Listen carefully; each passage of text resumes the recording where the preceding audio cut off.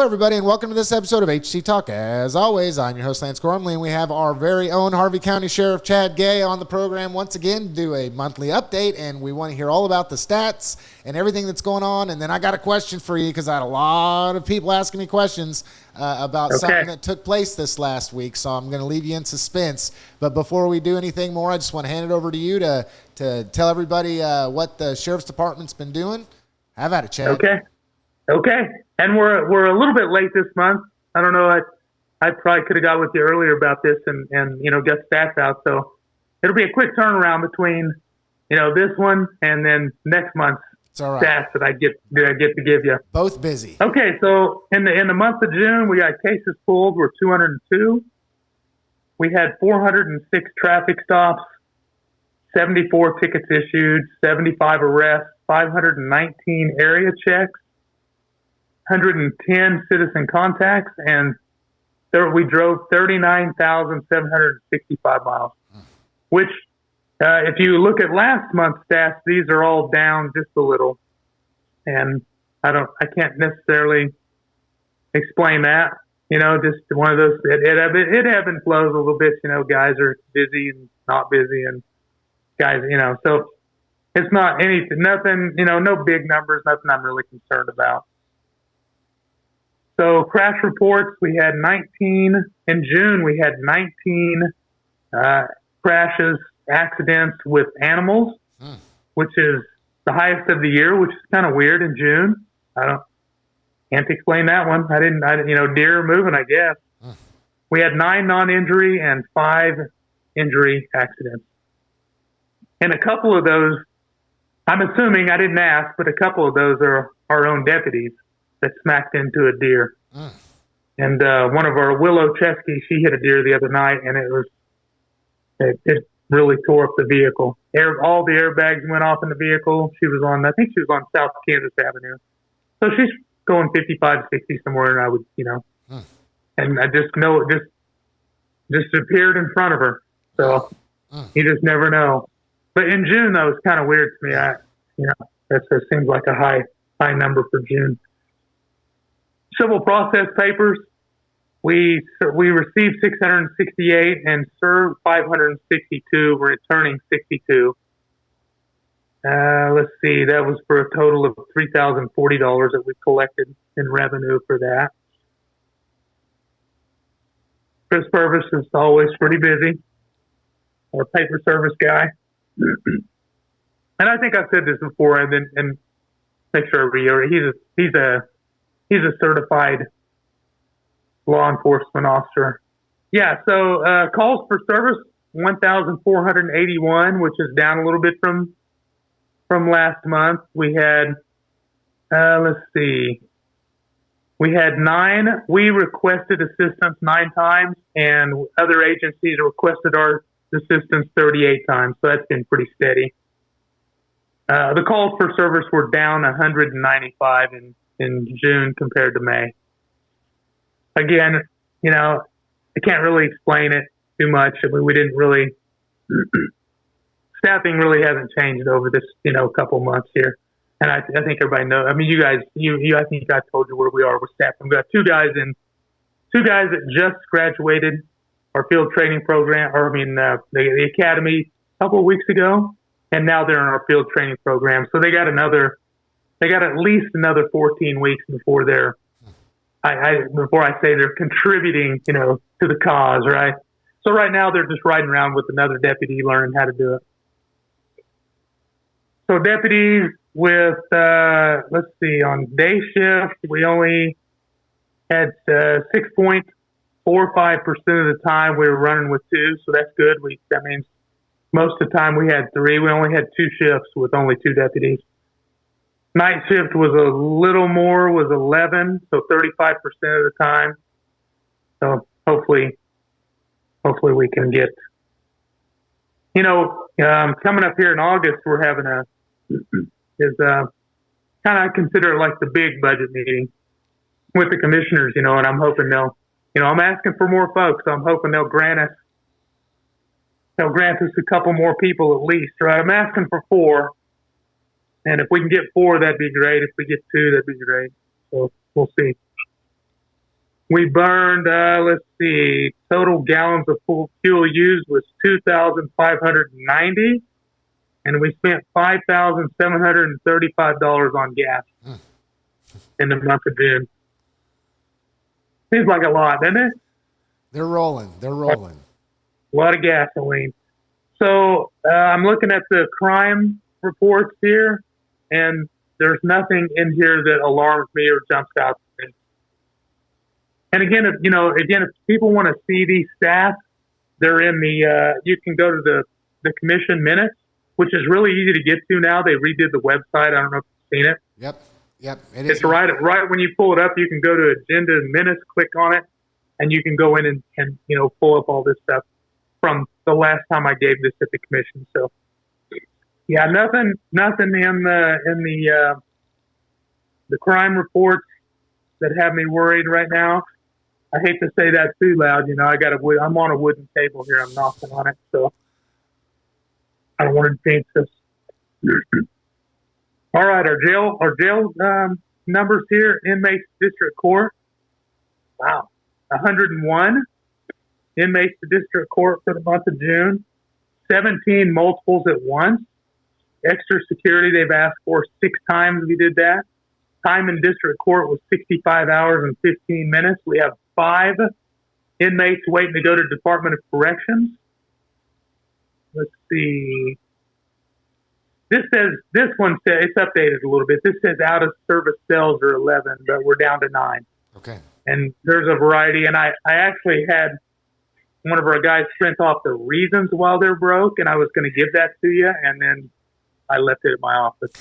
But there's a variety. So there's two of them down in the girls' pod and our G pod, which is where the girls stay.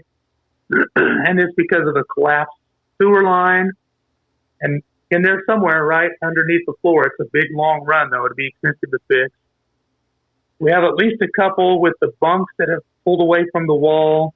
One of the shelves have pulled off the wall. So and then there's some other plumbing issues. The good news about the plumbing issues is we have one of our local plumbers works with us really well and does a good job. But you got to wait for parts and all that stuff, so it takes a little bit of time to get that in. So hopefully we'll have some of the plumbing issues fixed. That one where the lines collapse, that's your big boy. So that'll be really expensive. So we'll get to that when we can get to it. We only had, let me see, when I looked a couple days ago, we had 9 federal inmates, and we'd like to have more. We talked about that before. Federal inmate transports, we had 5 trips for 12 hours. So let's see, 174 scheduled overtime hours and for the jail. So that's quite a bit. Anyway, so that's pretty much it for the stats. You got anything you want to add or talk about, ask about the stats? As far as the stats go, no, I'm a stat junkie. I like to know I think you guys do a phenomenal job breaking it down. If anybody wants to know, like you said, there's multiple places that it's available. Listening to this program is just one more way that you can hear it, and I really appreciate you coming on, Chad, and doing it, because it's something that I always find interesting. I watch the commission meetings as often as possible. Believe it or not, one of the highlights for me is to hear about this and to hear about what other departments are doing, improvements made, expenditures, investment, those type of things. But yeah, there was some hubbub on social media this week. It seems there was multiple people that were asking on multiple different platforms what was going on the interstate. And I even myself had to take a couple trips back and forth to Wichita. So there was a lot of signs, and it said it was a canine checkpoint. So I think you can surmise that it was a place that was focusing in on making sure that they are trying to do whatever possible, even here in Harvey County, to remove drugs off the streets. So just talk a little bit about that, Chad. Perfect. No, that's great. You summed that up really nicely. That's exactly what it was. And we did it Friday. Like afternoon. I think we probably got out there between 4:30 and 5 on Friday, and we stayed till about 2 in the morning. And then on Saturday night, we did the same thing. We got out there about 4:30 to 5, and we stayed there till about 2. And so I'll get you stats for that on next month. I don't have them with me right now. I don't know if they're all. I assume that somebody probably has all the stats gathered up already. I just haven't seen them yet. So I'll get that for you to tell you exactly what we did there. We had multiple agencies, out-of-county agencies involved, and then we had, our locals. So we had, it was Harvey County. Harvey County, the sheriff's office is the one who organized the thing, and we had Newton PD out there. We had Holstead PD. We had KHP. And then we had some folks from like Geary County, McPherson County, Saline County, Salina PD. So we had a whole group of, and most of these guys that come and do this with us are I'd call them like the go-getters. They're the guys that excel in the interdiction stuff, are good at it, and enjoy it. So we had quite a few of those folks come in. And so I don't know exact number. I'll get you the exact number, how many people were there. But I had to go out Friday night afternoon and Saturday afternoon and swear them in. Okay. Our outside guys, so they had authority to be here for those 2 days. Okay. But there was probably, 10 or 15, officers and deputies that were involved in it at one time. And basically it's just a place on the interstate that we have set up where we're trying to catch folks coming in and out of our county. We're kind of on the south end there, you saw, with, doing nefarious things, I guess you could say, All the more reason. And most of it, but we're focused mostly on drugs. But I know we got at least a couple of DUIs out of it.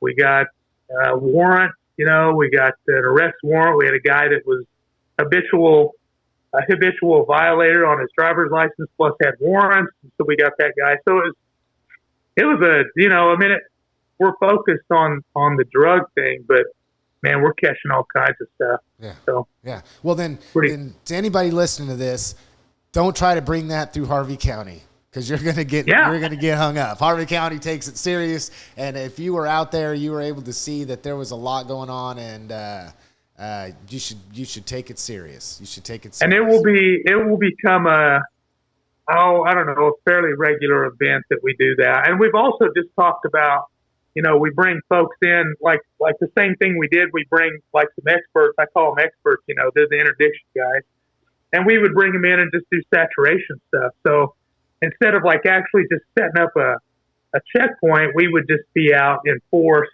because we'd also like to look at Highway 50. So, and we know we got it coming in.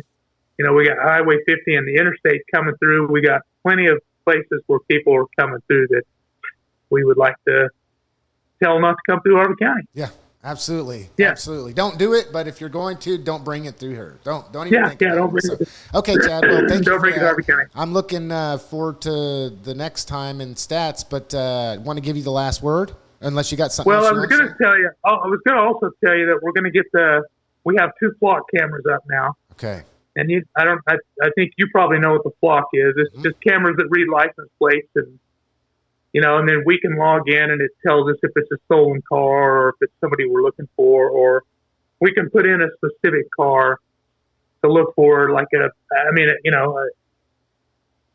something as simple as shoplifting out of North Wichita and it's headed our way. Yeah. We can put in the vehicle description and the tag. It'll hit on it, and we know when it's coming into our county. Pretty cool. Yeah. Cool. It's an awesome tool, man. There are people out there that think it's Big Brother watching too much, but we don't. It's not for that. We don't care about Joe Schmo coming in. Yeah. Majority of people, we don't care. Yeah. But it is a really useful tool. You have a homicide suspect or something. We got. I think they're out of our jail now, but we had 3 illegals here, folks that are illegally in our country that were really bad guys that we got that way. And so it's pretty effective and awesome tool. So we got 2 of them up. We're waiting on 2 more. We have, and I can tell you, I think we have the interstate. I don't remember now. Yeah, don't tell anybody where they're at, Chad. Come on now. Well, we've already made it. We've already made it public. I know. Like somebody already talked about it publicly, and I was like, "Oh, do we really want to tell everybody where they are?" But both ends of the interstate and both ends of Highway 50. Cool. Very cool. Is where they're going to be. Yeah. And so we've got 2 of them up, waiting for the 2 more. And the reason I tell you about the flock is because we will get stats on that too. Cool. Very cool. So we can. So I'll be able to report to you like what the, how many times we used flock, and give you some, some ideas, some things that we used it for to catch bad guys doing this or that. Yeah. So pretty cool. Yeah. Pretty cool. And like I said, we got 1.8 pounds of meth, and I was going to, that'll be for the stats I tell you, but we got 1.8 pounds of meth off of that drug check lane thing we were doing. So that's a pretty good haul. Yeah. And that was part of that. Flock helped us with that investigation. So it's pretty cool. Yeah. Yeah. Wow. So pretty good chunk of meth there we're getting. That, a pound, almost 2 pounds of meth. I suppose if you just think about it, like it's just 2 pounds, doesn't sound like much, but a pound, 1.8 pounds of meth is a substantial amount of methamphetamine. Yeah. Yeah. So that's wow. That person made a big mistake. They made a big mistake. Yeah. Yeah. That's I'll get you more stats next time we talk. I'll get you more stats about it. Okay. Absolutely. Okay. So back to your question before I got sidetracked. The final word. The final word. And, I always know this is coming, and it always is like, I don't have any. I wish I had some prophetic genius thing to share with you, but it's like, I don't know. I just, I appreciate, and I say this about every time, I appreciate our relationship with Harvey County. I think we get along with them well, with our citizens, and I think, I think we treat them well, and they treat us well, and life is good for us. Yeah, absolutely. All right, and we need more people. Need more people. Apply to Harvey County Sheriff's Department. You never know. You might just be the next deputy, right? Yes. Okay. Yeah. So always hiring. Yes, we need guys. As a matter of fact, right now we have a road position. Okay. A road position open.